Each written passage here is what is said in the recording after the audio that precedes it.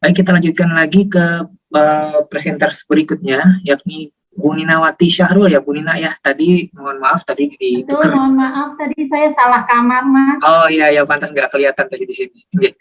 Ya Bu Nina, 10 menit dari sekarang dipersilakan. Baik, Pada Ibu. Saya dibantu tayangan tadi udah dikirim Bu Dery, bisa ya Pak? Oh, oke. Sudah mantap. Baik Bapak Ibu yang saya hormati, kalau tadi pemakalah satu Bapak tadi ya sudah menjelaskan tentang Banjar. Sekarang saya ingin mengajak Bapak Ibu untuk ke Sumatera Barat, tepatnya di Bukit Tinggi, di kampung saya, seperti itu. Baik, perkenalkan saya Ibu Nina, saya dari Badan Riset Inovasi Nasional, dulunya di Kementerian Pendidikan.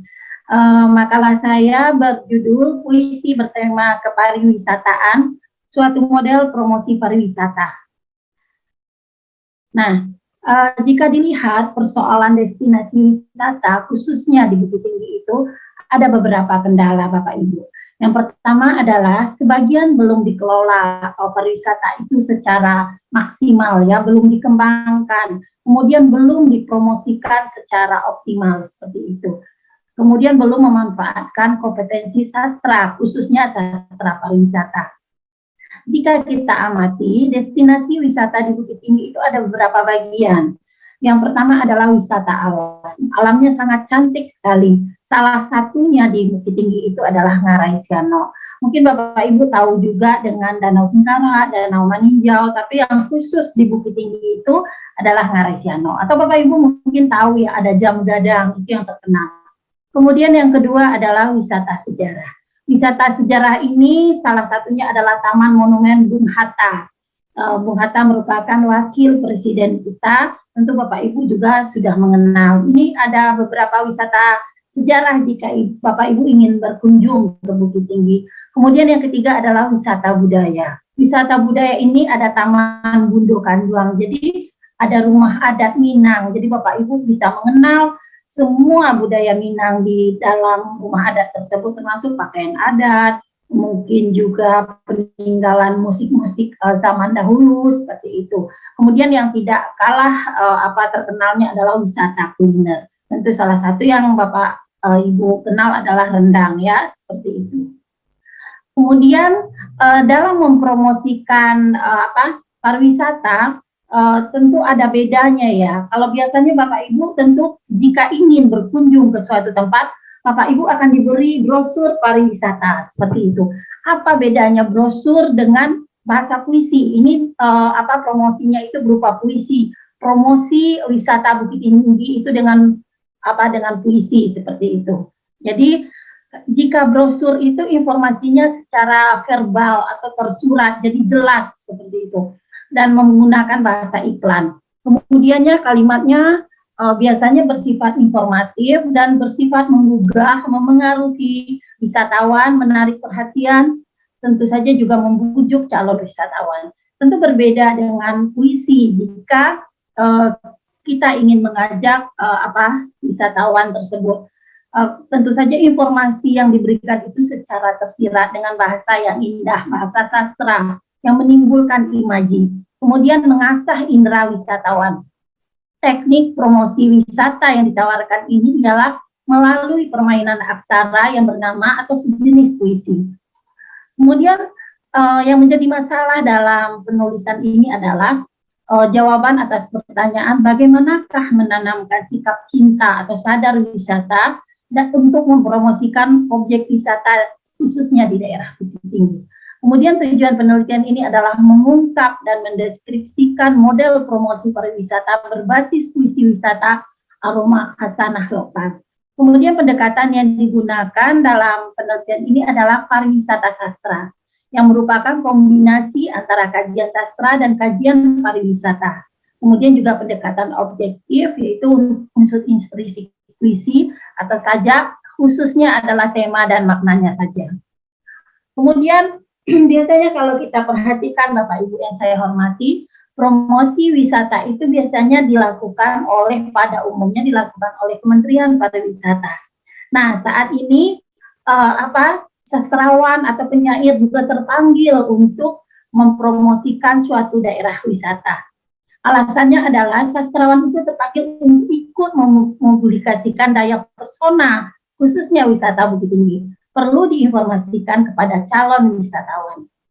Nah, jadi antologi ini adalah antologi puisi Kota Jam Gadang. Judul antologi tersebut adalah Jam Gadang Ambo Disiko yang diterbitkan tahun 2013. Itu berkisah tentang keelokan alam dan budaya Bukit Tinggi. Sebetulnya antologi puisi ini merupakan kado ulang tahun untuk Kota Bukit Tinggi yang ke-228. Puisi yang ada di dalam buku tersebut itu bertemakan kepariwisataan. Jadi ada 37 penyair dan 37 karya puisi, termasuk penyair-penyair yang ada di luar negeri. Kemudian tentu saja buku ini adalah untuk promosi untuk destinasi wisata yang ada di Bukit Tinggi. Kemudian sebetulnya ada tiga puisi yang saya lihat dalam buku ini, tapi karena waktu untuk presentasi ini sangat terbatas, saya hanya akan melihat satu puisi saja. Jadi satu puisi yang sangat bagus adalah Kisah Empat Pria. Jadi ini puisi promosi destinasi wisata alam Bukit Tinggi. Empat pria ini berkisah bagaimana kesannya setelah melihat Bukit Tinggi. Jadi itu diungkapkan oleh penyair dalam sebuah puisi. Ini kisah ketika mereka mengunjungi salah satu objek wisata, yaitu di Ngarai Siano di Bukit Tinggi. Ngarai itu adalah lembah, Bapak Ibu. Jadi lembah itu ada sekitar 15 meter, dalamnya adalah 100 meter, 15 km ya, terus dalamnya 100 meter, jadi berupa lembah seperti itu. Kalau di Bukit Tinggi namanya Ngarai, seperti itu Bapak Ibu. Nah, pria pertama memulai kisahnya, Ngarai Siano, sebuah tebing jurang yang tinggi, lembahnya lebar, datar memanjang, jendela mata berupa lukisan kain tenun hasil racikan lentik gadis Minang. Seakan-akan, kalau kita lihat ya, seakan-akan satu bait puisi ini, larik ngarai tebing jurang lembah terhampar di dekat pria pertama tersebut. Seakan-akan dia membicarakan kesan setelah pergi ke Ngarai Siano tersebut. Jika kita lihat puisi ini kaya sekali dengan imaji. Jadi citraan, memberikan gambaran yang jelas dalam pikiran dan penginderaan. Jadi seolah-olah memang bisa kita bayangkan seperti itu. Kemudian pria kedua menyambung. Ngarai Siano membujur dari kota Koto Gadang di selatan sampai di Siano Anam suku di utara. Menuruni jenjang 1000 adrenalin dipacu. Tampaklah Koto Gadang membentang.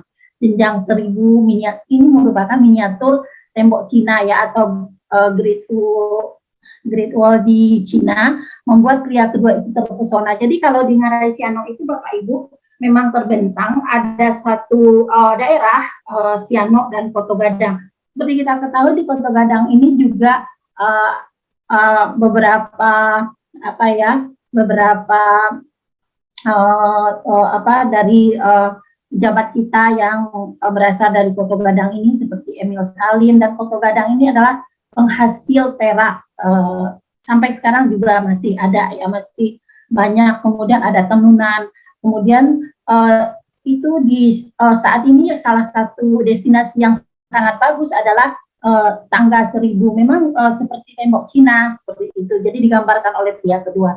Kemudian pria ketiga menikahi. Di depan aliran Batang Siano nan tenang, airnya sejuk, bening. Pria ketiga itu merasakan dapat tersentuh atau bersentuhan dengan indera kulitnya. Jadi dia mengatakan di depan aliran Batang Siano itu nan tenang, ada airnya sejuk dan bening, seolah-olah dia masih merasakan keindahan Ngarai Siano tersebut. Kemudian pria keempat, terpukau, tertegun dengan pemandangan yang indah dua Gunung Merapi dan Gunung Singgalang dari Ngarai Siano. Selanjutnya Gunung Merapi dan Gunung Singgalang tampak menjulang, rancak nian untuk perkemahan.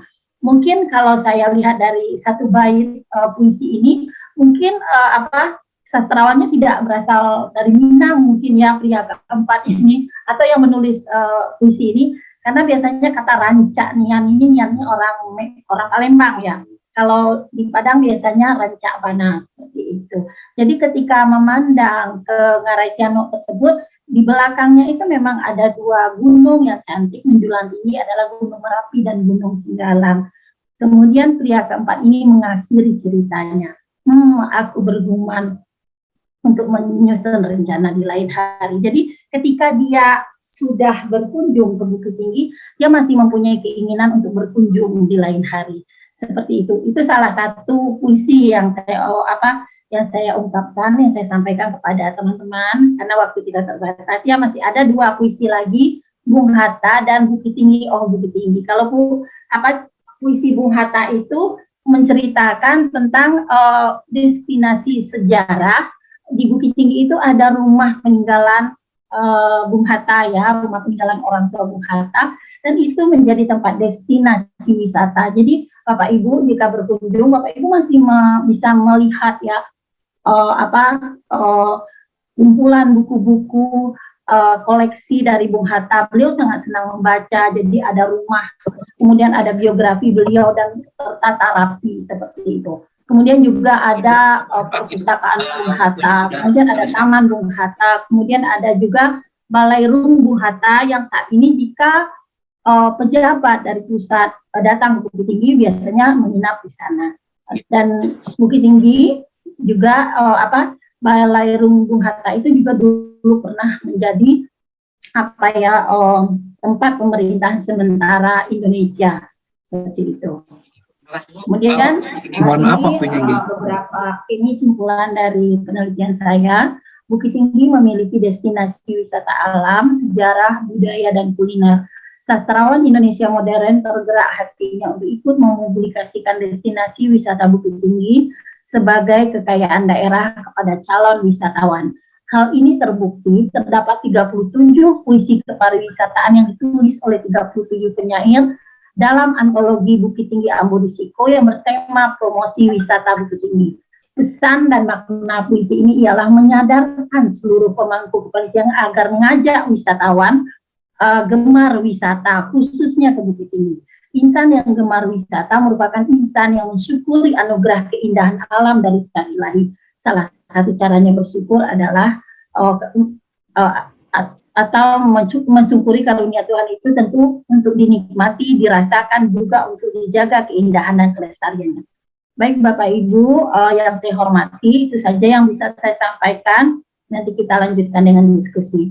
Terima kasih Bapak Moderator. Assalamualaikum warahmatullahi wabarakatuh. Waalaikumsalam warahmatullahi wabarakatuh. Terima kasih Bu Nina Wati Syahroh. Waktunya sudah selesai. Mudah-mudahan nanti bisa berdiskusi question, pertanyaan, nanti bisa mengeksplor lebih banyak lagi.